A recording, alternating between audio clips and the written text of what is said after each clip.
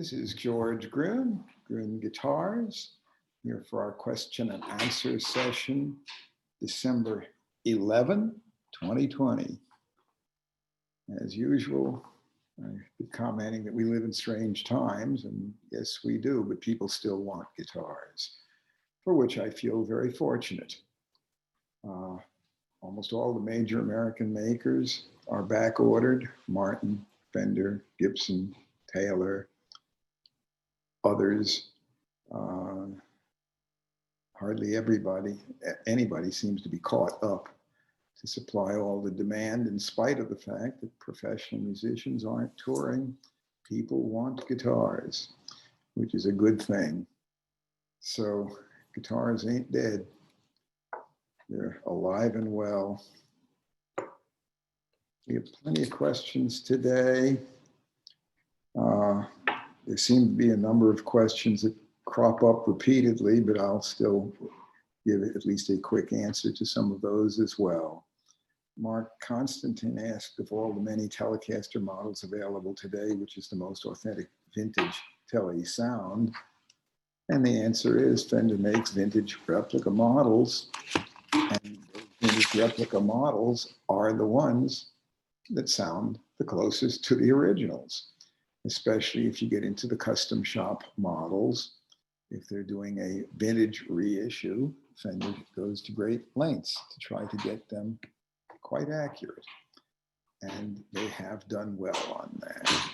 So Fender is making some of the best guitars that they've made in many years right now. In my opinion, they don't beat the old pre-CBS models, but they sure do beat the Fender guitars of the 70s and 1980s. Fender's making guitars that look, feel, and in the case of the custom shop vintage models, sound remarkably like the vintage originals, which is a good thing. So that's a simple question.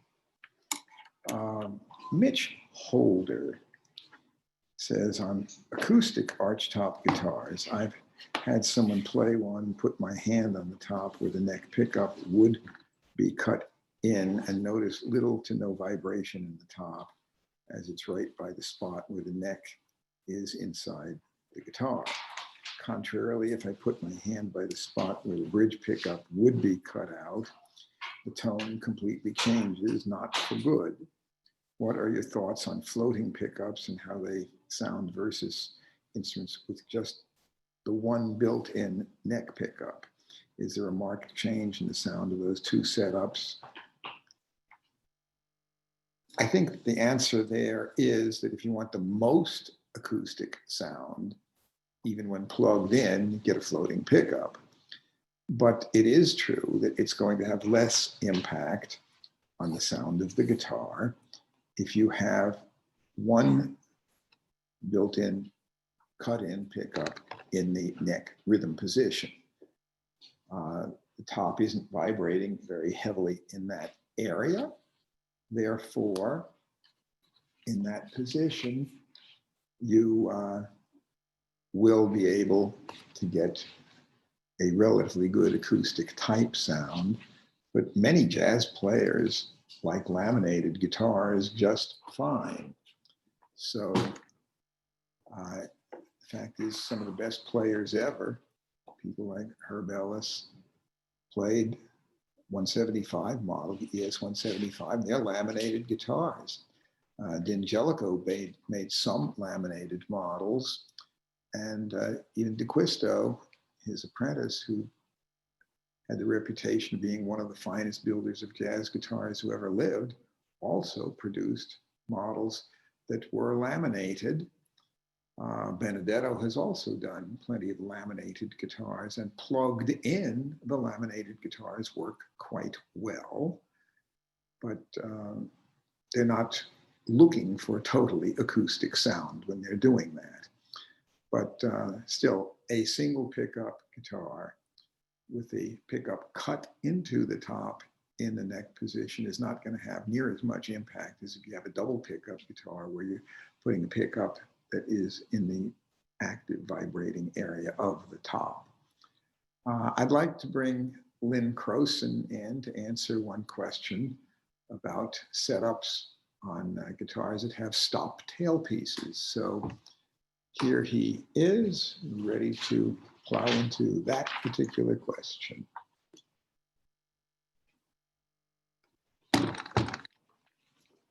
Good morning, afternoon, whichever one it is for you, everybody. I've got a question from Rob Mend, and he's asking about top wrapping the strings on his Les Paul. And he says that he noticed he can go a gauge lower and the strings seem a lot slinkier. And what I think that has to deal with is you've got less of a break angle, because if you think about it, the longer string length you've now add should add more tension. But since you've got a lower neck angle or a lower angle going across the saddle, you've actually got less tension on that saddle. So it makes the string a little bit slinkier feeling. And you can also get a lot more sustain out of it because you've actually sunk your bridge, your tailpiece all the way down to the body, which a lot of people do that anyway, but that can actually cause your bridge to fail in the middle. It can cause it to warp and bend because it's putting too much pressure. Those are actually set up to have a certain angle from the tailpiece to the saddles. And if you go below that by sinking it all the way down on certain guitars with higher neck angles, you can actually damage your bridge by causing it to sink in the middle because of the tension. I've done this a couple of times on different guitars over the years, and mostly the ones that I've done it on have been Les Pauls from the 70s that have a really high neck angle, so that if you sink the bridge down, it's just way too much tension on it. But if you do the opposite and wrap it around the back and put the tailpiece all the way down to the body, you actually get a little bit more sustain out of it. So there is, some advantage. If you like it, you like it. I'd suggest trying it. If you're thinking about it, you may end up going back to the original, but it shouldn't do. It might do a little bit of damage to your tailpiece just where it's wrapping over. You might get some wear. So if you're just trying it out and you don't know if you want it, you might want to put something right there to kind of ease, so you don't get any sort of damage on your tailpiece from that. So I've also known several people that did wrapping on their treble strings, but left their bass strings undone, and it changed the feel of the whole thing. So play around with it, see what you like. You may find something that you like, and you may find something that you don't. But there you go, and I'll turn you back over to George now.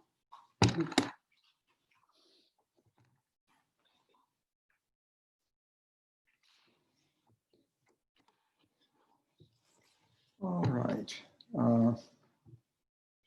Bill McCormick says, are you familiar with the Epiphone elitist guitars made between 2002 and 2008, specifically the Broadway and the Sheraton, and how do you like them? These guitars were a somewhat limited run. They were made in Japan by Terada. And Terada has made a wide variety of guitars. In fact, back in the very early 90s, Barrington Guitars made a number of models that I designed, and two of them were arch tops, one with floating pickups and the other with permanently mounted pickups cut into the top. And those were made by Terada, and they were remarkably good instruments, but Terada made acoustic and electric instruments. And they were one of the better Japanese manufacturers. And the Epiphone elitist models made by Terada are of good quality, although I wouldn't put them fully on par with the American-made Gibsons, but they were good quality instruments. There were also some Epiphone instruments, including some Sheraton models, that were made in the US, in the Nashville factory, and those were limited runs, and that goes back to the period when Gibson was run by the previous administration. Henry Juskowitz was the president, and those were basically of the same quality as a Gibson because they were made in the Gibson factory to the same standards of quality and priced pretty much similar to a Gibson too, but they were Epiphones and they were good quality instruments, but that's a different thing than the elitist. Thomas Van Tilburg has a question. Says, while I was changing strings on my electric Gibson L4, I discovered that the nut was loose and actually came up. Should I be concerned about this, or can I just leave it alone? Well, string tension will hold the nut in place, but it was originally glued in place, and a little dab of wood glue will hold it just fine, and shouldn't be any problem at all. If you feel more comfortable having a repairman do it, great, but if you have the least bit of woodworking skills, it doesn't take much to just put a dab of glue and either clamp it loosely or just restring it, and the string tension alone will have that thing firmly glued in place. Victor says, I have owned Martins from every decade of the 20th century since the 1920s. I know that there are sometimes deviations from published specs owing to the fact that these guitars were handmade, but in my experience, I've seen more deviations in 1940s Martins than other decades. So for example, two of my triple O's from the 1940s had 1 5/8 nut widths rather than 1 11/16 spec. Besides nut widths, I've owned two 0021s from the late 20s, 1948 and 1949, that still had the herringbone backstrip, even though it was supposed to have been phased out in 1947. Have you observed these kinds of variations in specs in your experiences with vintage Martins? Well, Martin did have jigs and patterns and power tools, even going back to C.F. Martin Sr. when he bought a steam engine that would have belt drives that would drive equipment in the workshop, but they certainly didn't have CNC machines, and they did shape necks with a draw knife even on into the 1970s, and in fact still do on some custom shop guitars. It's simpler to get out the old draw knife and shape a neck if somebody has an unusual spec than it is to try to program a CNC machine. What can be done on a CNC machine in a few minutes might take 30 minutes with a draw knife, but the fact is a skilled craftsman using hand tools can be remarkably efficient. But the difference between 1 5/8, which may feel kind of skinny, and 1 11/16 would be the same neck width as was factory spec, is only a 1/16 of an inch, and that sure doesn't take very much on a draw knife, a couple of sweeps, and you can take off more than that. It's remarkable to me, if anything, how consistent they were on things that were shaped by hand, that the variation is incredibly little. But today, they are more consistent than they once were. And you can find plenty of examples where if you measure even body widths, neck shapes, exact width of neck, there's a little bit of variation, but remarkably little. And they did have specs that would be typical of each year. So that, for example, in early 1939, after the first quarter, they went from 1 3/4 inch nut width and fairly thick taper, where they got much thicker by the 12th fret than they were at the 1st or 2nd fret. In depth of neck, they changed. And they went to a 1 11/16 inch wide nut, and it was considerably less taper. They were shallower as you got high up the neck than they had been before. They still had taper to it and got thicker, but not near as radical a taper. So far as the herringbone back strips, which appeared on some 21s even as late as 49, well, they didn't, if they had a back that was already laid out and had a back strip in place, that back strip was put in before the back was put on the guitar, and they didn't throw them away. So herringbone back strips can be seen occasionally that late. And on the D28, in the first part of 47, herringbone D28s stopped after the very first work order batch in 47, but the zigzag backstripe, which was typical of the pre-World War II type, continued onward into at least through early 47, and very occasionally a little later, but not by much. Even the use of Brazilian rosewood, which stopped in late 69 on D28s and almost all other Martins for backs and sides.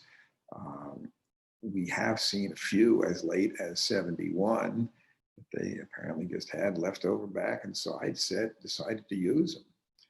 And I doubt seriously that they were custom order or that they charged extra. I think that they just randomly showed up, but very rare to see a D28 with a Brazilian rosewood back after late 69. But these things do happen. And when we say that Martins were handmade, we can say that most of the operations were done by hand, but Martin certainly had plenty of machines. And today they have a combination of CNC machines and other mechanical but hand-guided machines, and some operations that are purely handwork, every bit as much as they would have been in 1850. So there's a lot of handwork still in a Martin guitar today, and frankly, in guitars in general, even the ones that have a great deal of machine work, operations such as applying binding is something that is done by hand. We haven't yet found a machine that will bind the guitar, and as far as clamps to glue binding on, it's still generally not done with clamps, but actually with cloth taping and wrapping it, gluing it and wrapping it. And so some operations are still very much hand work. Bill Noel asks if I comment on double top guitars. I have addressed this previously, but there are builders, classical and steel string, that do use sandwich construction tops where they have a very thin layer, wood, and then a larger layer of a synthetic honeycomb material, and it can be a variety of different chemical compositions. And these guitars have typically very good volume, but often these tops are combined with lattice bracing or other unconventional bracings. So the fact that they have a lattice top, that's only part of the equation. They're modern design guitars. So that is an interesting feature, but the makers using sandwich tops typically are skilled luthiers. They are usually not mass produced. And this is high quality, often classical instruments. And, but there are some steel string builders doing this as well. So typically they're very good guitars, but I personally still like the old traditional design. I think that solid wood tops, to my ear, have a sweeter sound. Lattice braced and sandwich construction guitars project. They're loud, and for classical players who are performing on stage, often enough, if they're following Segovia's lead, they're doing it with no microphone and no pickup. And if you want to really, really project something that sounds sweet and pretty to the player, may not project out to the audience. And the sandwich construction tops do excel at volume and projection. And again, typically these are expensive guitars made by skilled luthiers. This is not a process that typically is done in a large scale factory setting. It's a lot of work. I'd like to bring Corey on for another reader question that I think he is well qualified to answer. So here is Corey, and then after that, I will be back with you.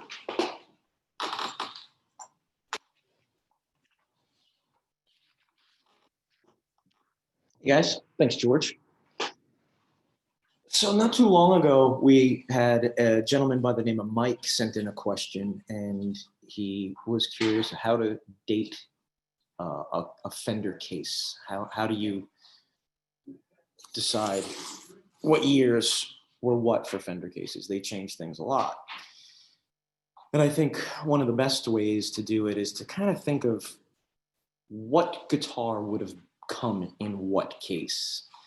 Because sometimes we can look at a guitar and we can kind of get an idea of what year that guitar is from. Well, we can kind of do the same thing with the cases.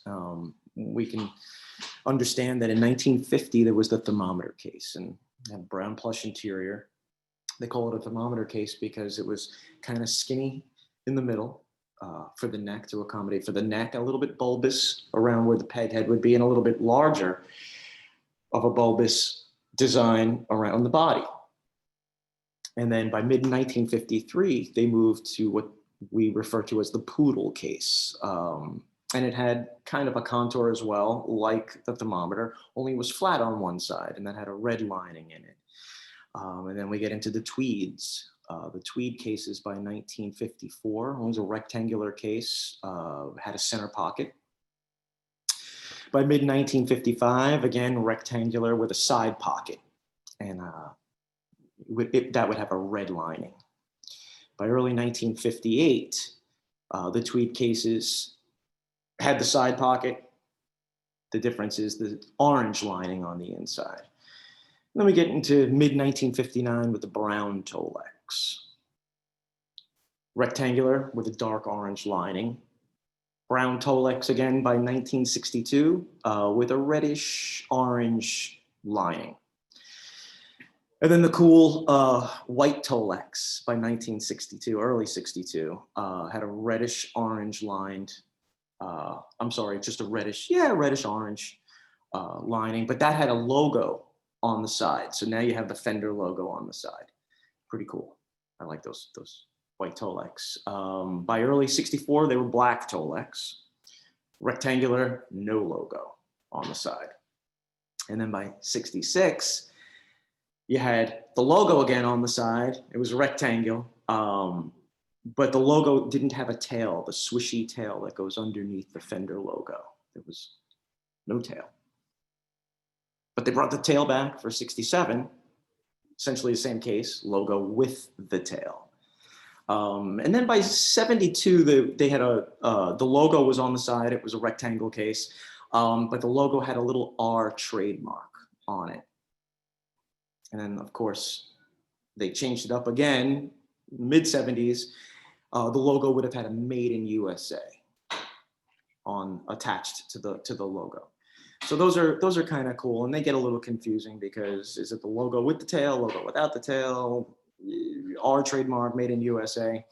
But then it got kind of easy by the 1980s because it was the rounded, black molded with the large imprint of the Fender logo on the side. And it was large. It was, right down the middle of the outside of the case.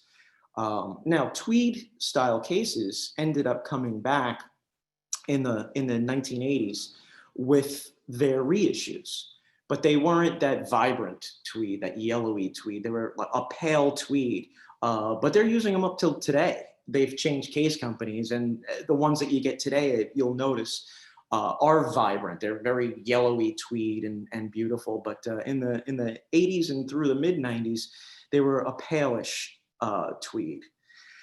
Okay, mid 90s. That was almost like a poodle style case. You had a flat bottom and a kind of a contour on the top. And these were referred to as the red label cases. They had a big rectangle red Fender logo on the side. Which brings us to today, 2008 to today. Fender's been producing what they refer to as the molded flight style cases. You know, usually 3 latches, and I'm sure it's not a TSA rated case, but they offer a lot of protection, and that's what they're making today. And they're an excellent, the USA stuff that's coming out, they're an excellent case. Anyway, I've brought you from 1950 to today, and we went through Case World, and that's pretty much what you're now.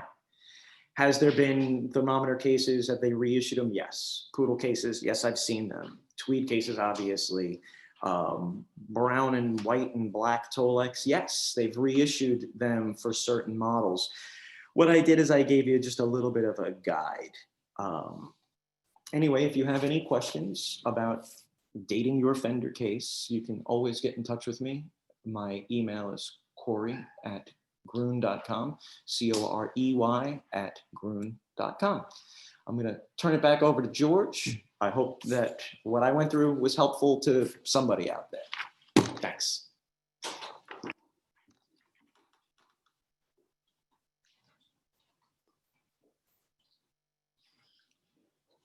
Okay, back again.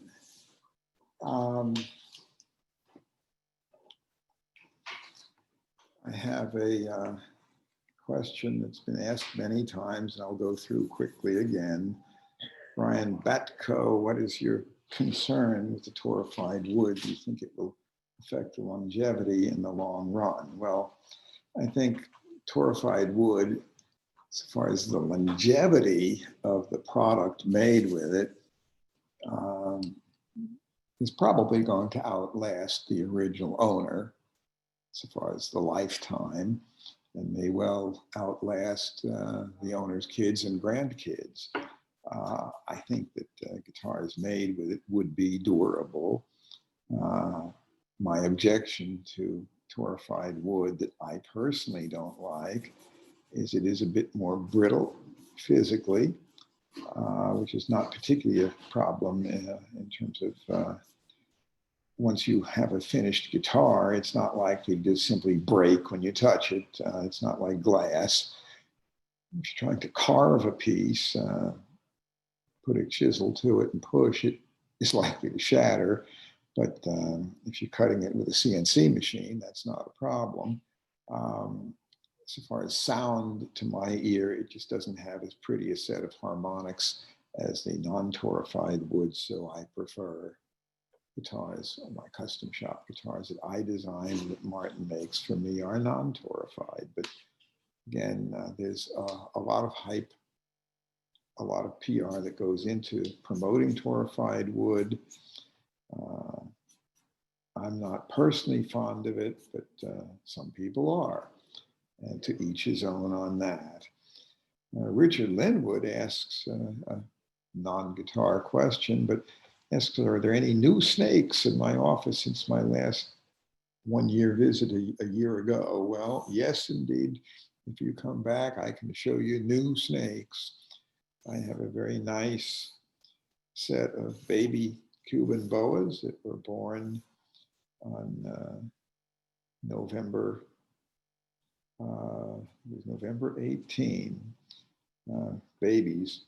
And I don't have any photos to show today, but they're cute, but they're nasty tempered. They're more defensive than the adults. If you open the cage and stick your hand in, they're going to bite. But fortunately, they're not venomous, so that their bite can't hurt you. And I don't give them much of a chance to bite me when I'm feeding them on thawed out frozen small mice, I use long forceps because these little guys are very defensive. But I have a Woma python that's new, and I have just, that's the main ones so that are new as of the past year. But sometimes I have new snakes simply because the existing snakes are, I have males and females, so they produce more. But they are something that I have in my office, and I've collected snakes since I was 8 years old. Andy Jamron, I have a 2010 Gretsch Country Gentleman, which replaced my smashed 1966 Country Gentleman. The new one can't get the soft, rich, deep tone as the 66, although I've been assured the quality on the new instrument is superior. Can anything be done to modify the new electronics, or do I need to replace the new Filtertrons with old ones? The new Filtertrons made by TV Jones are very good, and Fender does offer those as on some of the models that they have. And those are excellent pickups. If you still have your smashed older 1966 Country Gent, you can always have some good craftsmen take the pickups out of that and put it into your new one. But there are so many factors that go into sound.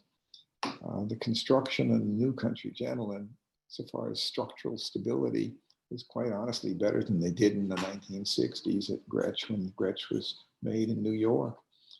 But the finish is a bit different, and the physical construction is somewhat different. The playability on the new ones is very good. And what I'd have to say, though, is that virtually everything on a guitar, bridge, body, neck, certainly the electronics and pickups, and of course, the tone and volume pots. If the tone and volume pots have different capacity, it makes quite a difference what their taper is. And so that's something you can check, but there's hardly any component you can change that doesn't in some way alter the sound. But like I said, if you want to sound like your old one, if you still have the old wiring harness, put that on and see what it does. That's at least a possibility. Jim Peters, I build the occasional acoustic guitar and would like to increase the bass end of the sound. It's been said that it's a bit thin. Treble side is fine. Any tips on how to improve on this would be appreciated. Increasing the cavity size comes to mind, but that's about it from me. On the guitar size is smaller than Dreadnought, more like a parlor guitar. Sitka spruce top, mahogany back, neck, and sides, X bracing, rosewood fingerboard and bridge, bone saddle and nut. Medium strings. Well, medium strings on a parlor size guitar are probably not going to give a terrific bass response. If you want to get more bass response, you might experiment with a larger body. But as I was just saying about the electric guitars, any component you change will change the sound. If you want to get more bass response, you can stiffen the treble side and make the bass side a bit more flexible on the top. And they're not braced symmetrically, even if they are X-braced. And you can play around with that. You can play around with thickness of top. A slightly thinner top will give more bass response. Tops also don't have to be the same thickness throughout. You can have the top somewhat thicker on the treble side than on the bass side. If you want to get a more bass-oriented sound rather than mahogany, you can use rosewood. It will emphasize the bass response and still keep good treble sound. But again, everything on a guitar impacts sound. Size, shape, wood. I personally prefer Adirondack Spruce over Sitka Spruce. Adirondack does not necessarily sound more bass oriented, but it gives greater dynamic range on almost all ranges of tone, from bass to mid-range to treble.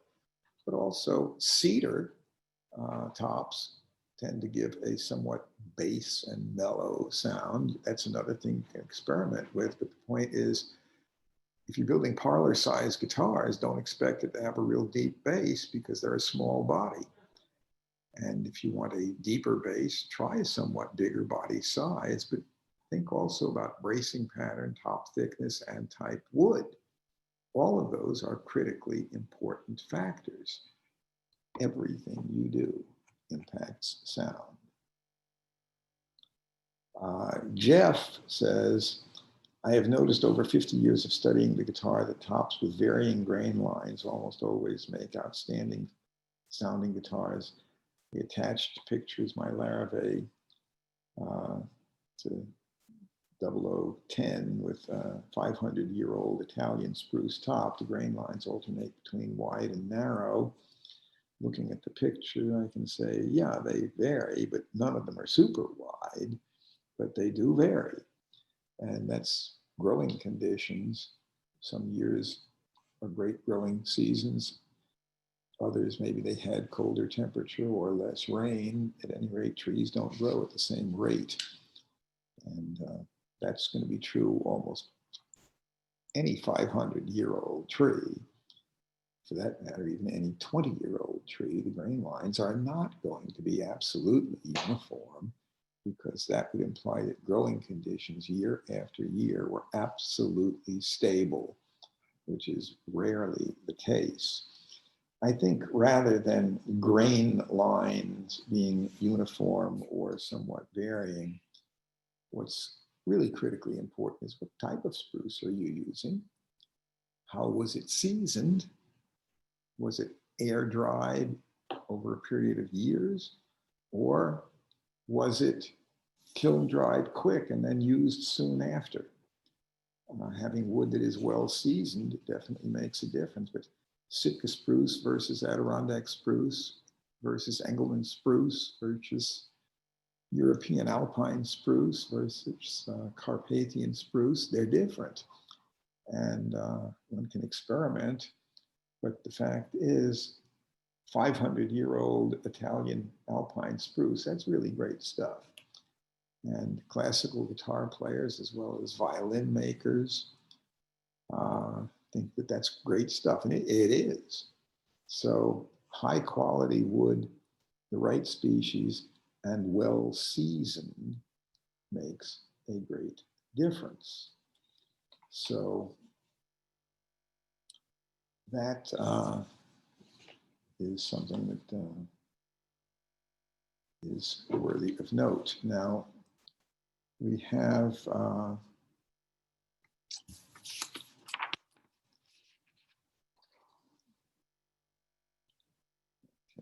question from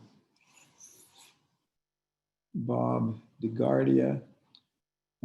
He is longing for a Martin 00018. He'd like to get one. I am wondering if I should get a new one or used one of recent vintage of 10 years or so to save some dollars.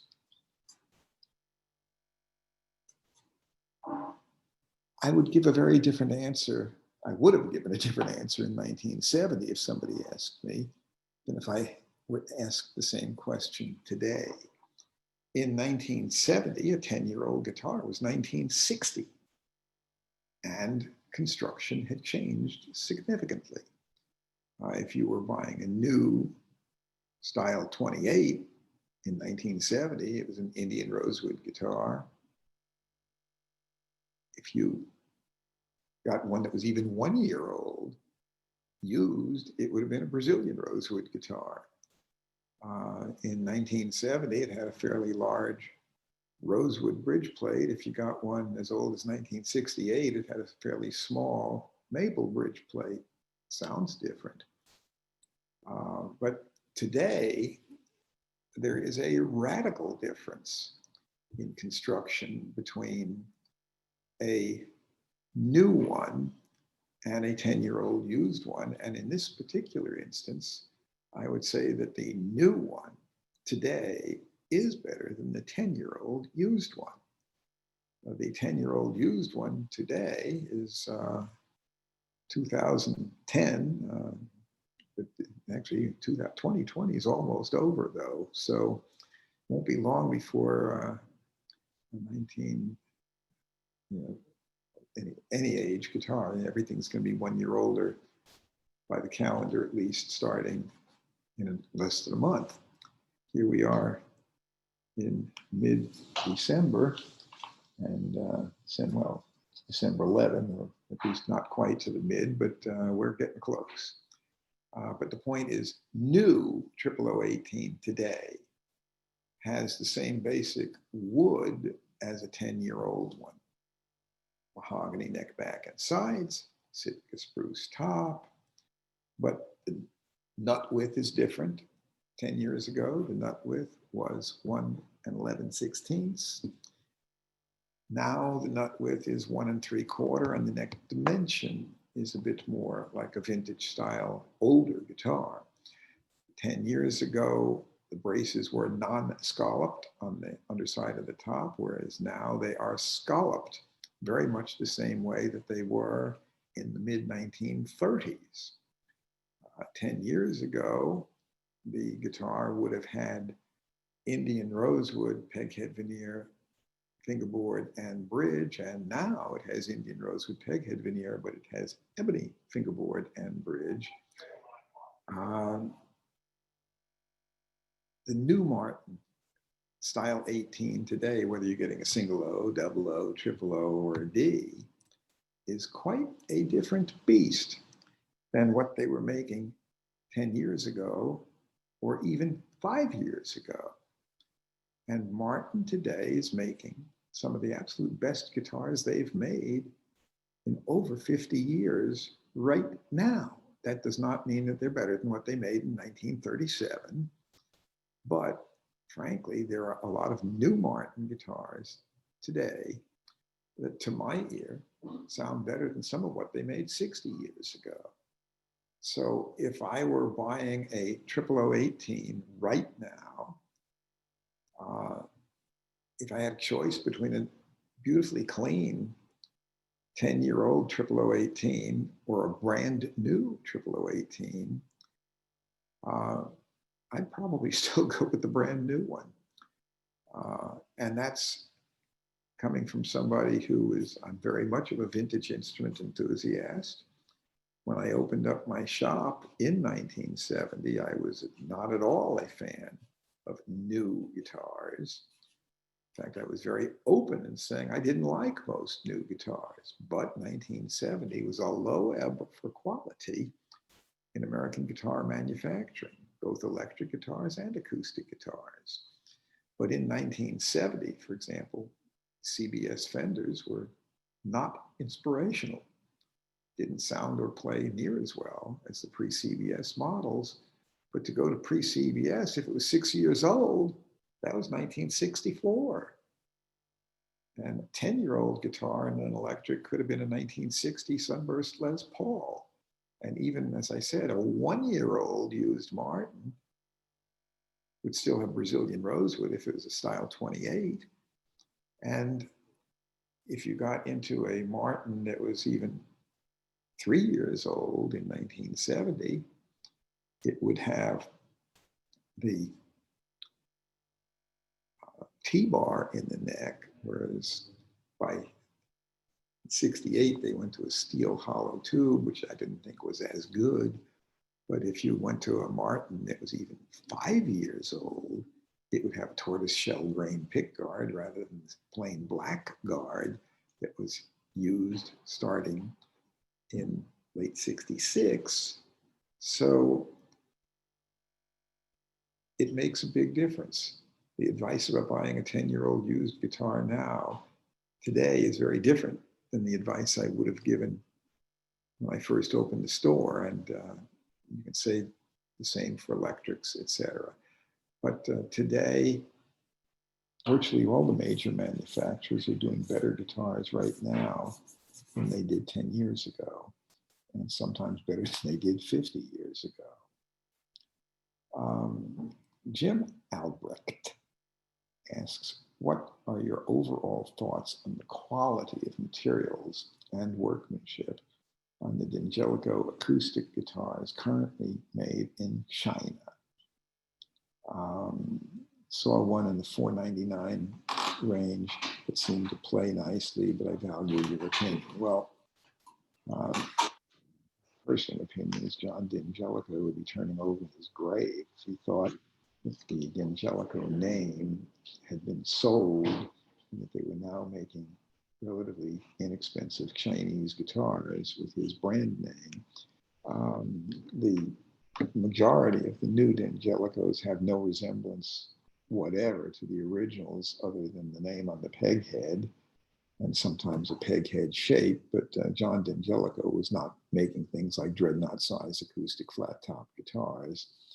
His instruments were arch top, carved back. He did a few that were electric guitars that were laminated bodies, and some of those he bought the bodies from United in Jersey City and then put a neck that he made, and usually Franz pickups made in New York, but that was not the bulk of his business. What John D'Angelico was really known for was beautifully crafted archtop acoustic guitars, and some that he did with a floating de-armament pickup, but they were essentially still archtop acoustic guitars.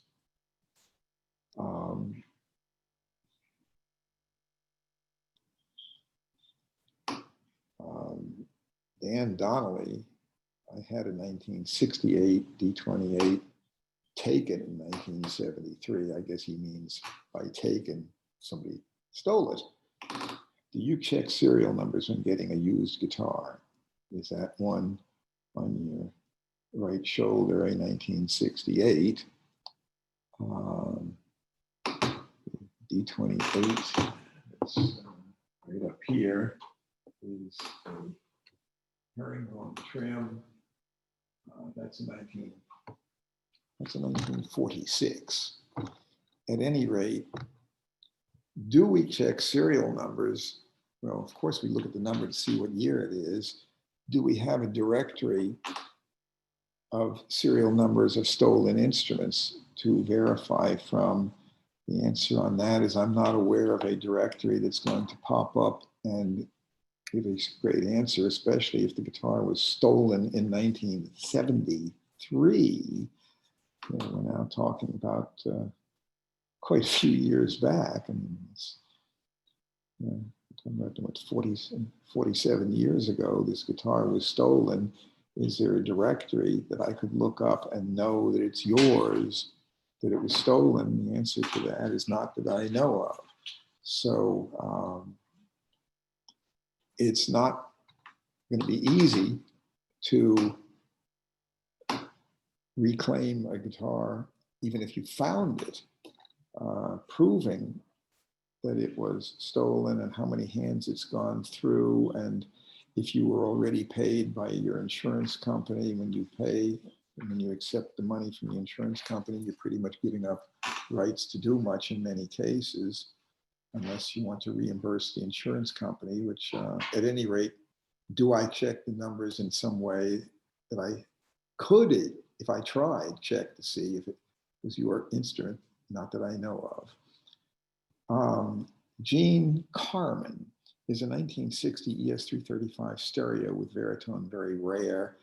Did several have Veritone on them? The answer is yes, it's very rare. But yes, it was available as an option, and we have seen a few, very few. This is not a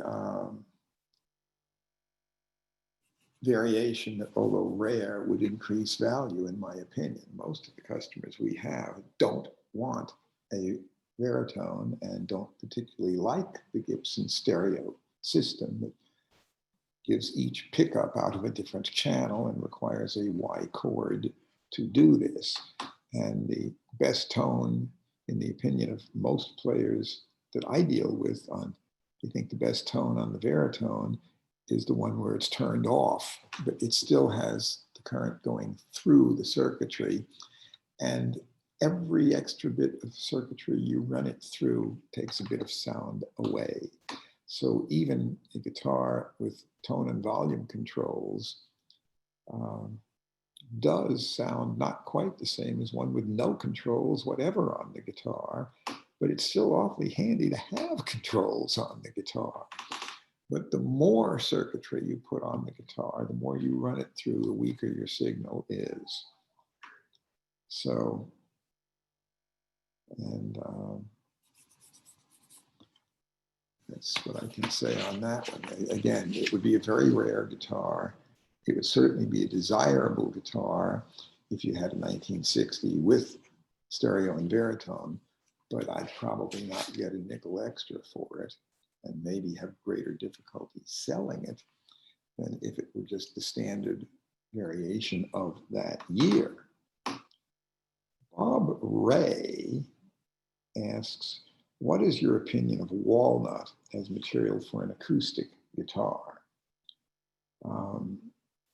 How does sound compare to spruce or mahogany? Well, typically, walnut would be used on necks, backs, and sides, and not on the top on an acoustic guitar. And I'm assuming you are talking about acoustics since you're mentioning spruce as an option. Walnut could make a fine solid body guitar, but I would not think that walnut would be a good sounding guitar for a top at all. And I would absolutely not recommend walnut as you would for a top. But for backs, sides, and necks, it's fairly close to what mahogany does. And has a sound that's almost a little bit midway between mahogany and maple, but it's a good wood and you can make fine instruments out of it. Orville Gibson made quite a few instruments with walnut neck, back, and sides. And early Epiphone flat top and some of their arch tops and flat top, but particularly actually arch tops, had walnut back and sides in the early 1930s. There were quite a few Epiphones made with walnut, and they sound good.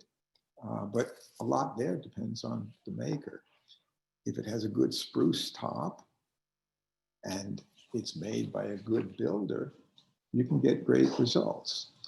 And if you have a guitar made with excellent wood by an inexperienced maker and the dimensions and the design of his guitar is not good, you can have the finest wood known, and the result is that you wasted good wood. Design is first and foremost. But if you have a good design and couple that with excellent structural workmanship and good materials, you get a great result. If you have a really fine design, couple it with excellent structural workmanship and mediocre materials, you still get a better result than if your design is not great. There are some remarkably good instruments made with pretty inexpensive wood, but if it's a good skilled builder, and his design was good and his structural work was good, it can give a very fine result. But if you're going to sell them, it helps to have nice cosmetics too, because pretty guitars sell better than ugly guitars. But a lot of musicians don't necessarily view pretty simply as how much ornamental flummadiddles a guitar has. If it has beautiful flowing lines, that's great. For example, Stradivari and Guarneri violins are not fancier than some of the cheap student violins so far as amount of ornamentation. They're not noted for how much extra binding, purfling, inlay, or engraving they had, but they certainly are noted for beautiful flowing lines, and they feel great, they sound great, they're designed where their sound is fantastic. They not only have good tone, but they have great dynamic range, and they can project.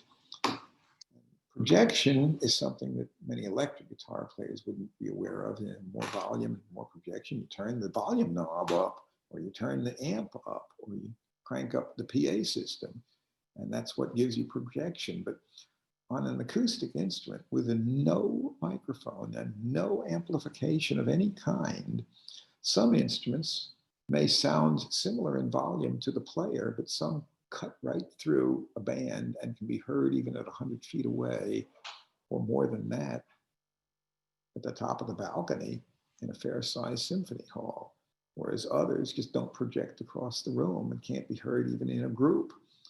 If you're in a band and you're playing strictly acoustically in a jam session, you notice that some instruments really cut and others don't. And some of the ones that don't cut well may sound loud to the player when he's in a quiet room and just playing on his own, but put it in a group, it doesn't cut.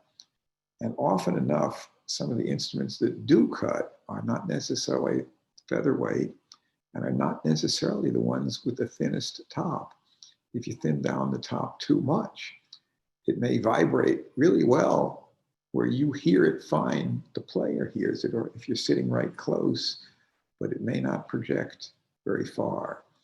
And the instruments, there's a balance of the materials, the stiffness of the material, the weight of the material that you're building, type wood, and then the right ratio of mass, top to bracing, that really makes quite a difference. And sometimes a bit of extra mass will create an acoustic instrument that projects better than some that are lighter weight. It varies greatly on how the luthier approaches it. Sandwich construction tops, like I mentioned earlier, they're very lightweight. Those will project, but with solid wood tops, too thin doesn't project. So there's a happy ratio, plus, of course, things that are built very, very light and very, very thin tend to be structurally fragile. And on a steel string acoustic guitar tuned up to standard pitch with even light gauge strings, you've got over 100 pounds of tension. And if you don't have sufficient structural strength, it may sound good for a while, but not for long. It's likely to fall apart. I've got a question that was submitted. Brian Casentis, and Brian Casentis is in Blairstown, New Jersey. He says, I am currently employed at C.F. Martin Guitars, and there are parts of New Jersey that are not too far from Nazareth, Pennsylvania. One can commute. In fact, Nazareth, Pennsylvania, as far as a drive from Newark, New Jersey, is not much over an hour. So, and there's parts of Jersey that are closer than that. So anyway, I'm currently employed at C.F. Martin and work on your Gruhn custom line most every day. Can you speak of the sound characteristics of the guitars, especially the Gruhn large body guitar, also the woods you've chosen and why? I'm eager to hear a finished model. Since you do work in the factory and you're involved in building them, I'm surprised that you haven't had the opportunity to play one, but since they're strung up, tuned, and tested before they're shipped, I would hope that if you talk to whoever is your supervisor, that you get a chance to hear one of the guitars that you have been involved with making. But the sinker wood is wood that was cut in Belize between 1880 and 1920, so 100 to 140 years ago, and some even a bit earlier than that. Some goes back to as far as the 1850s. It's wood that was virgin forest, old growth. It's well seasoned. It just paired with non-torified Adirondack gives an amazing sound. And again, Martin's workmanship is great, but I've also been very careful working with the folks at Martin to ensure that the bracing pattern and the dimensions are what I consider to be optimum. And these instruments do sound quite remarkable. As far as why did I choose that wood? Well, we've gotten custom shop guitars in over the years, I've been in business for a bit soon to be 51 years. I've been a Martin dealer for quite a while. I've had a chance to listen to Martin guitars with various different top woods, bracing patterns, neck dimensions. And I've listened to a heck of a lot of other guitars used, and I tried to put everything I know into ordering guitars with specs that I think are going to work well. And I selected Martin to do it because I have great respect for what they're doing. They do very fine instruments, and they can do it at a price which, if I order in quantity, can be affordable. I'm not saying cheap, but they can be affordable and really be an excellent value.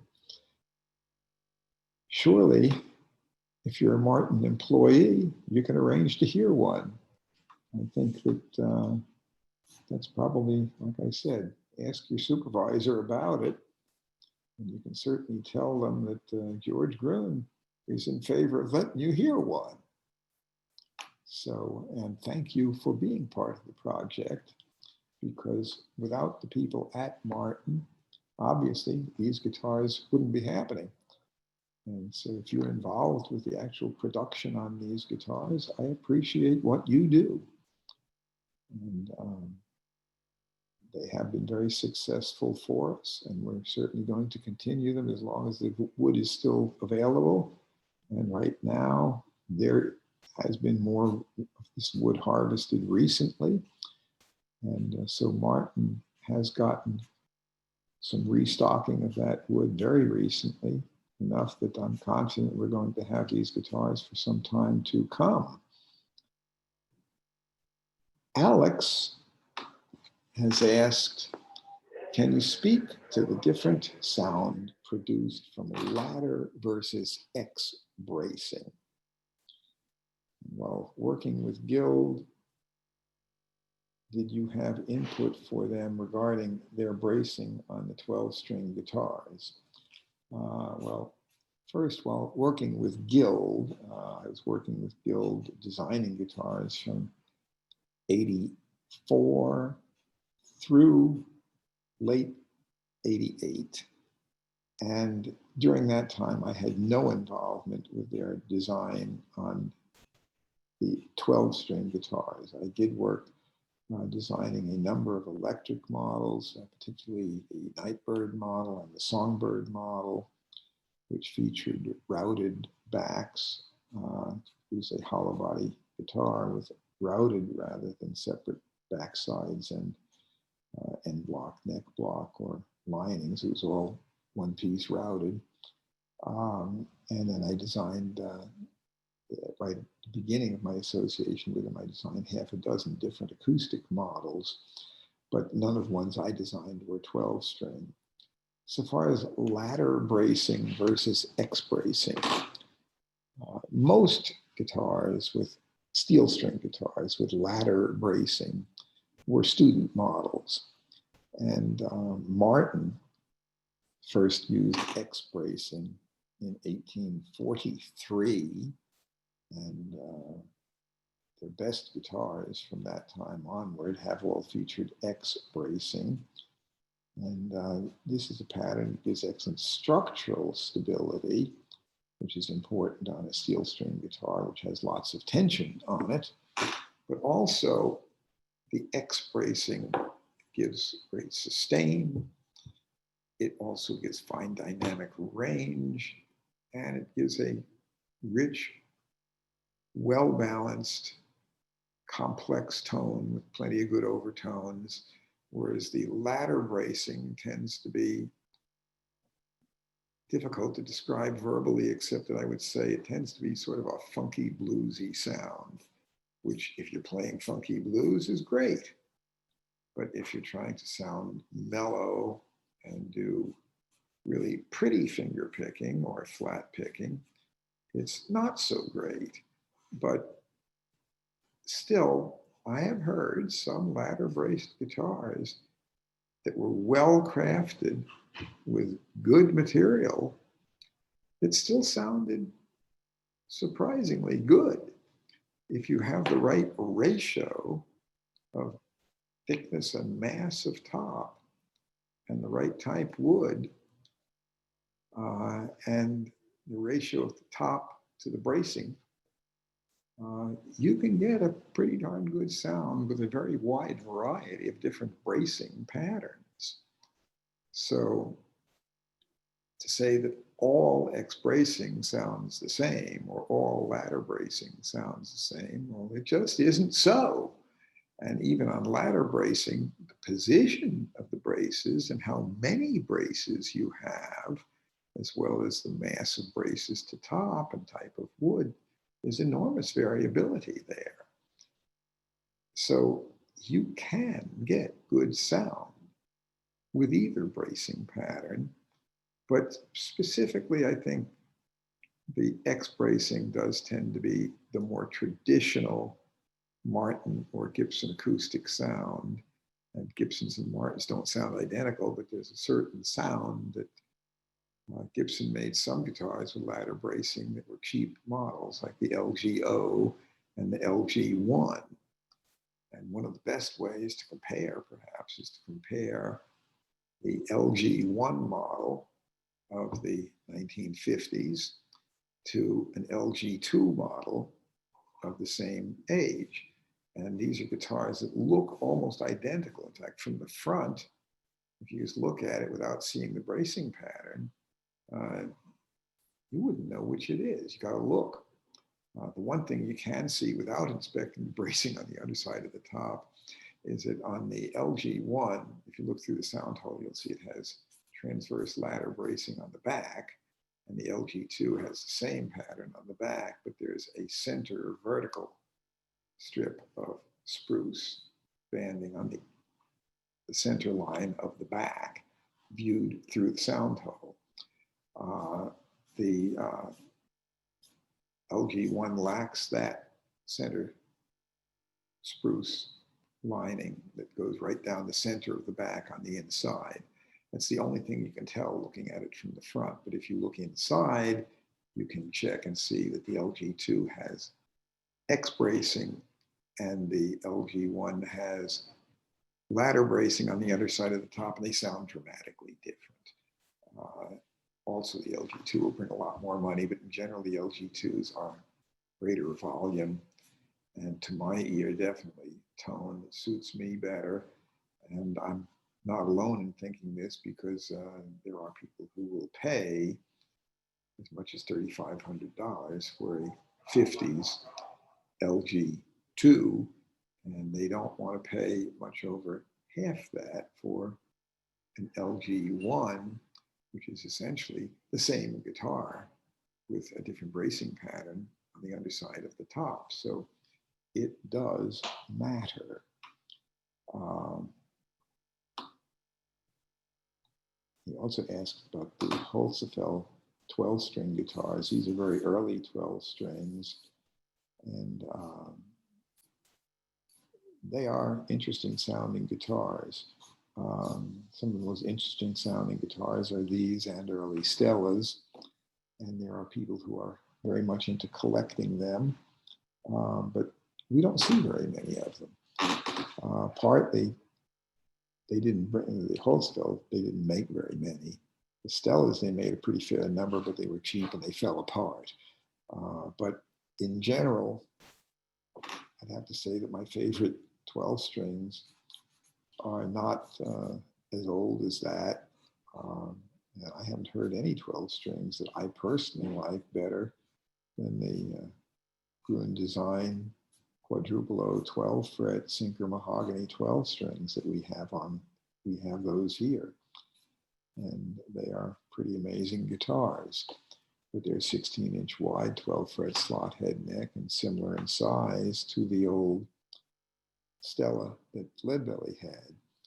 But many of the early 12 strings were designed for low tuning and heavy strings, long scale, and tuned at least 3 frets below standard. Otherwise, they wouldn't stand the tension, especially since those guitars were made before they could use an adjustable truss rod. Gibson introduced adjustable rods in 1921, but they had it patented and nobody else could use that. And for a 12-string guitar with a non-adjustable neck and without steel reinforcement in the neck, even if it's the early Holzapfels and the Stellas did not have steel reinforcement, even non-adjustable in the neck.